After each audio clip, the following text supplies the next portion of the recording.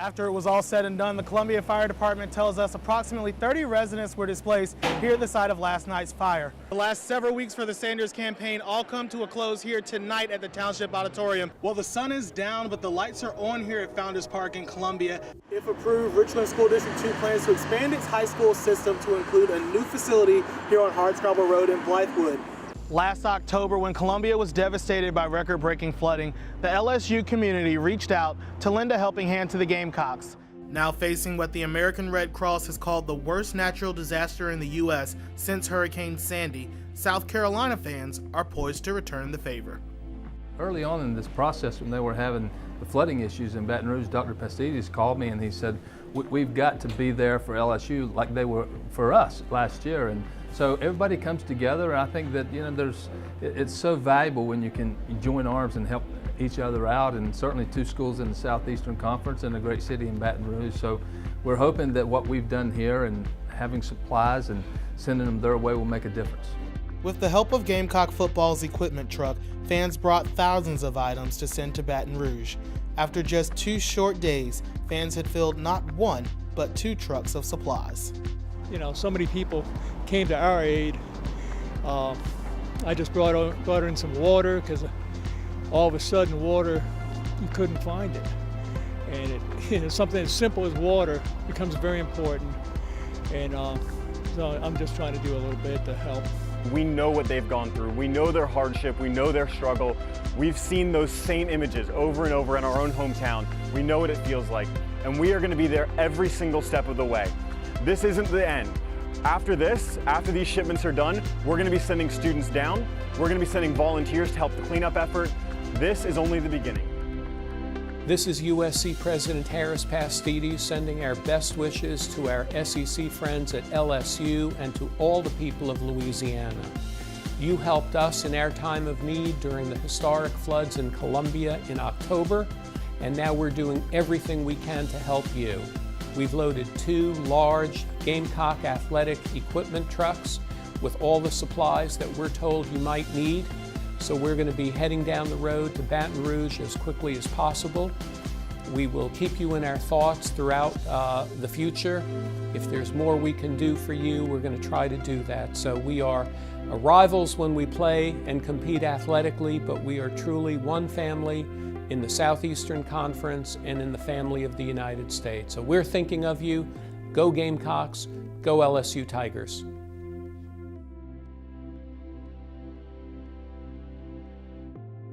That's right, Nikki. Every year since 1970, there has been at least 1 hazing-related death on a college campus in the United States. For the family of Tucker Hips, this statistic is all too real and has become the driving force behind new legislation in the South Carolina State House.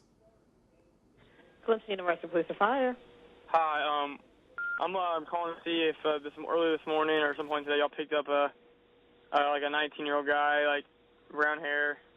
He's like my buddy. I'm looking for him. September 22nd, 2014. A 911 call is placed to Clemson University Police, which ultimately leads investigators to this bridge over Lake Hartwell. Found below, the body of Tucker Hips, a Clemson sophomore believed to be the latest casualty in a string of hazing deaths across the nation. The Oconee County coroner says Hips, a pledge of Sigma Phi Epsilon, sustained injuries consistent with a fall, leaving investigators to question why Hips was on the bridge and a community in mourning.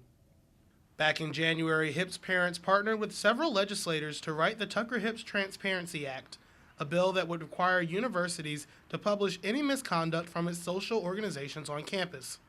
Earlier this year, the bill passed the House and moved to the Senate. Representative Joshua Putnam from Anderson says the goal of the bill is to better present information that is already public. All it is pretty much transparency. We're just putting the information out there so that students have better tools to make the best decision that they see fit. Cindy Hips, the mother of Tucker Hips, says this bill is about more than just saving lives. It's about securing her son's legacy.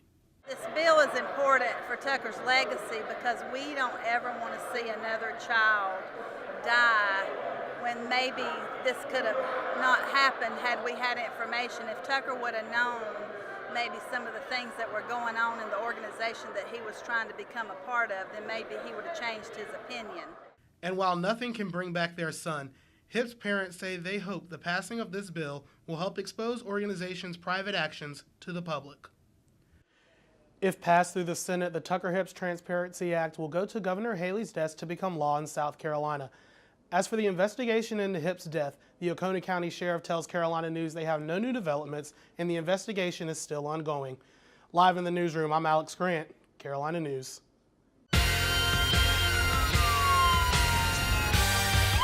With a new year and a new head coach, Gamecock football is bringing a new swag to game day. A far cry from the warm-ups of latter years, this season's squad is all business, coats and ties for their arrival to the stadium. Well, certainly when I was in the NFL, our guys were required a certain dress to the stadium, and I just want the guys to look nice. At the end of the day, we do a great job of buying suits for our players, which is legal by NCAA rules to be able to do that, and I wanted our guys to look nice. Coach Muschamp tells the team this is a business trip, so when we leave the hotel, we're locked in. We go over our last-minute reminders, get on the bus. Everybody gets ready in their own way, but we want everybody looking good, feeling good, and hopefully playing good. Putting on the business clothes is a different feeling. So, and when you're dressed up in sweats or something, it's a relaxed feeling, but when you put on a suit, it changes something about you mentally. Debo and DJ Smith are definitely two of the top, flashiest guys. I try to compete with Debo with the best suit. Sometimes he hook me up with some stuff like some shoes or like maybe a jacket or two, but for the most part, I come out trying to look good, impress people. Me personally, I like it. I think other people like it too, because like Coach always says, it's a business trip, so you look good. For me personally, you look good, you play good. So break it down to me. What are you wearing this weekend? Garnet blazer, white shirt, olive green pants, and brown shoes. It's like we're playing in the pros. It's an awesome feeling to have a suit on. Most guys probably never had a suit before, and to just have a suit with your name in it and it fits you perfectly, it's a great feeling.